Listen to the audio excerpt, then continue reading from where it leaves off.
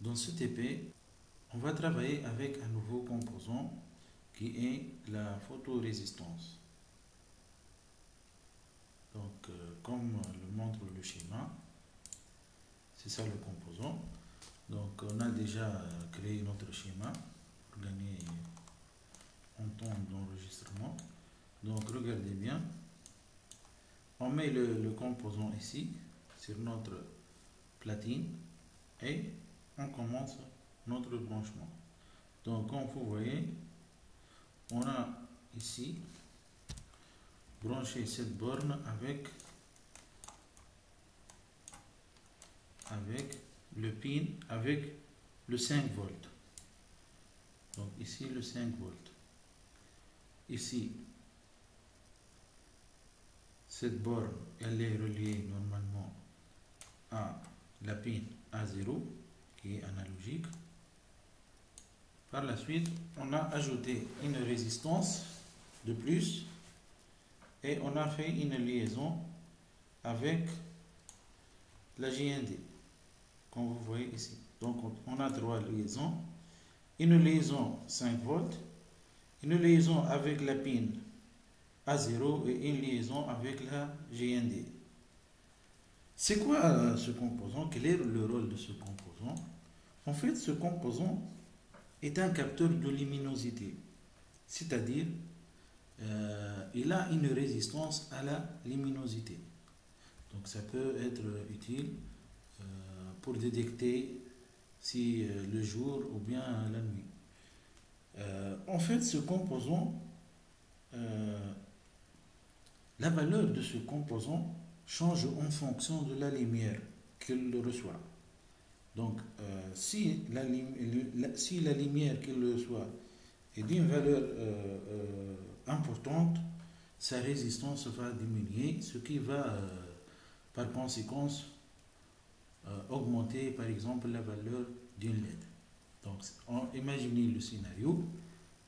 Ici, on a une source de lumière, ici, on va voir par la suite dans la simulation. Lorsque la lumière augmente, la résistance diminue, donc la LED va augmenter. De luminosité, elle aussi. Et si la luminosité reçue par ce capteur diminue, la lampe va diminuer. On peut faire l'inverse. Mais dans ce manip, c'est ce qu'on a fait. Prenons maintenant le circuit de la LED. Donc, on le connaît déjà. Donc, le cathode, il est relié avec la GND et l'anode, il est relié avec la pin de courant continu 11. Donc, remarquez bien, je répète, que les deux circuits sont séparés. L'intermédiaire entre ces deux circuits, c'est quoi? C'est la carte Arduino. Dans cette carte, on va héberger un programme et sur la base de ce programme, cette carte va donner une alimentation à la LED. Donc ici, normalement, le composant va avoir un signal lumineux. Il va l'envoyer, ou bien la carte va le détecter. Et suivant cette valeur de luminosité, on va allumer la LED. N'oubliez pas que la LED est analogique. Voyons le code.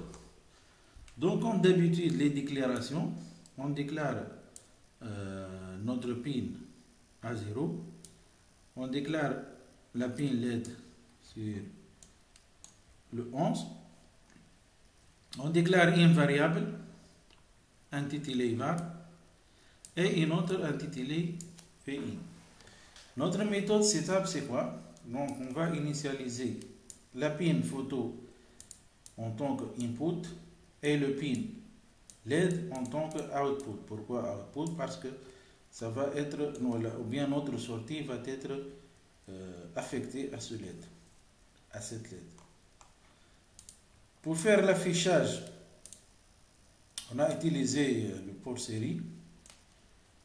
C'est pas obligatoire, mais on peut l'utiliser. La fonction loop est la suivante.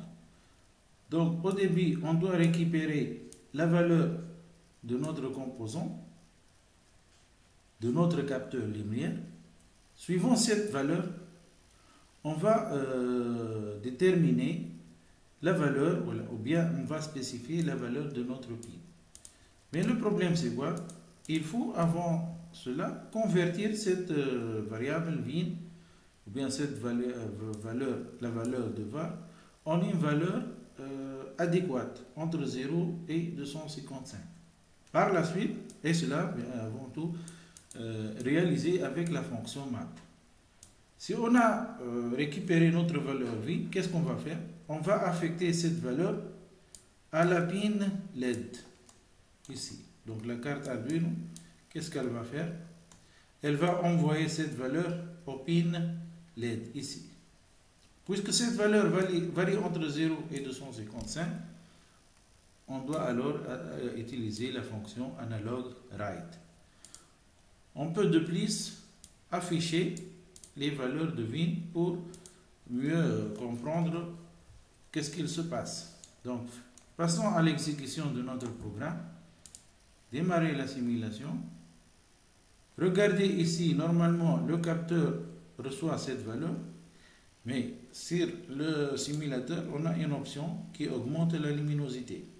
Normalement, si on travaille dans un carrière, on a pu allumer la torche de notre portable ou bien on utilise une source de lumière.